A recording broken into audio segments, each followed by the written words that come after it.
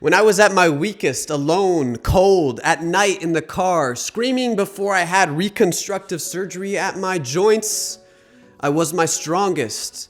Not because of my physicality, not because of my bank account or how many people regarded me, but because of the beautiful castle I had constructed inside of my mind, telling myself that I could overcome.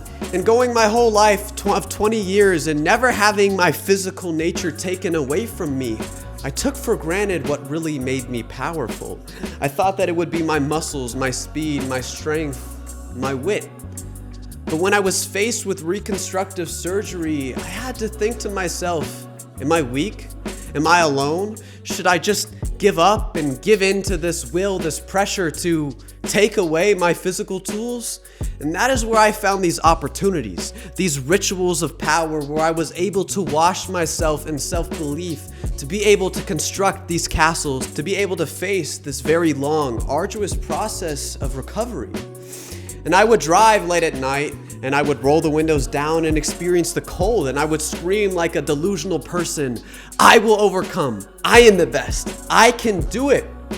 And in these moments, I lit fires inside of me. I told myself that I would be resilient out of spite, out of my circumstances, to just allow myself to be powerful once again. And having since recovered from these surgeries, I've learned that power is something that always comes from within. Because when I was at my weakest, that is when I had the most control. And that is where we get it all twisted.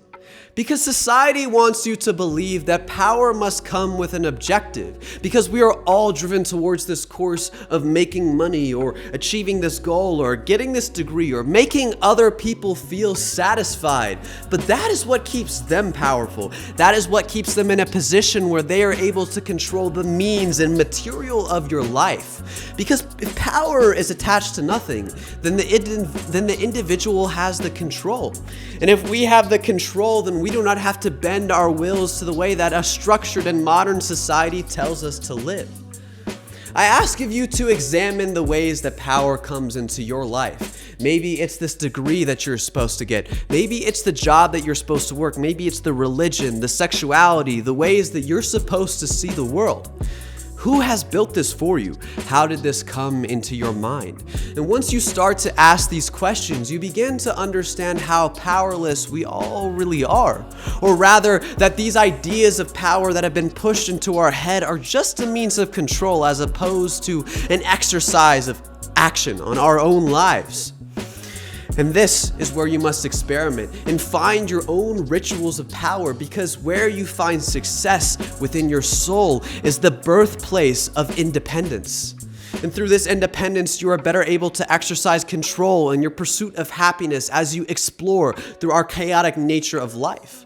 Power requires us to get desperate because it lies underneath confidence. Because if I am confident, then this is just an assumed position that I go throughout life. But real power comes from fear.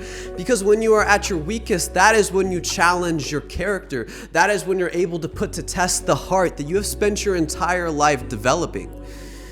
And when I was afraid, alone, and cold in this car, I had to ask myself, what am I made of? What is this future? What is this life that I want to live? Am I cursed? Have I been screwed over? Why is this so unfair? And in asking these questions, the only answer to find was bravery.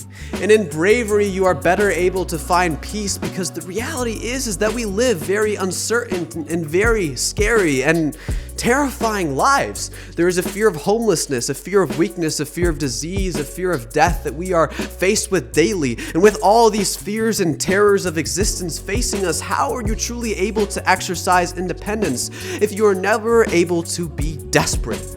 Because once you sense pure desperation, once you find yourself at pure weakness, then that is where you begin to recognize the ways that fear has controlled your life.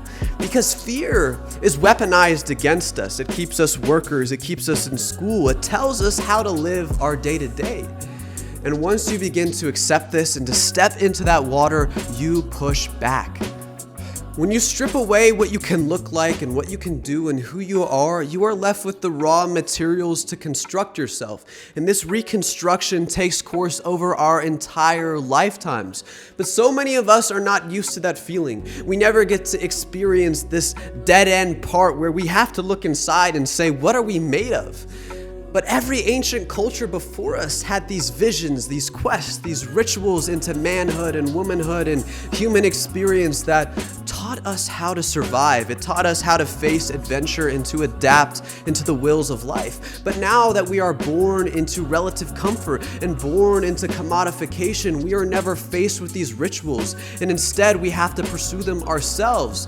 And more often than not, the ways you will find power is through language, through speaking to yourself and saying, I am powerful, I am the best, and I will overcome. It may sound corny, it may sound weird, it may look odd to other people, but seeing and believing this and telling yourself it, even when it feels delusional, is the key to unlocking your mind. Because once we unlock our minds, we no longer have to follow society's rules. We can finally become the people that we want. We can finally bend the will of the world around us to align with the materials that you've got to play with. So experiment and have fun and be safe, but be chaotic and allow yourself to be born into fire to melt your raw materials to a greater strength. And I know that this is difficult. So many of us have found ourselves at dead ends. But that is where we have an opportunity to choose, because life will try and crush you. We live in the survival of the fittest. We have people more powerful than you that will keep you down. So your only question is to ask, what are we to do? Fuck that. It is your obligation, your responsibility as a human to pursue happiness. And that is what the ancestors, the thousands of people who lived and died before you wanted. Because your existence you're like 1 in a trillion. The fact that you exist is unbelievable. And we are somehow okay with letting our power that was invested in ourselves, that determines that all humans are created equal, to just wither away.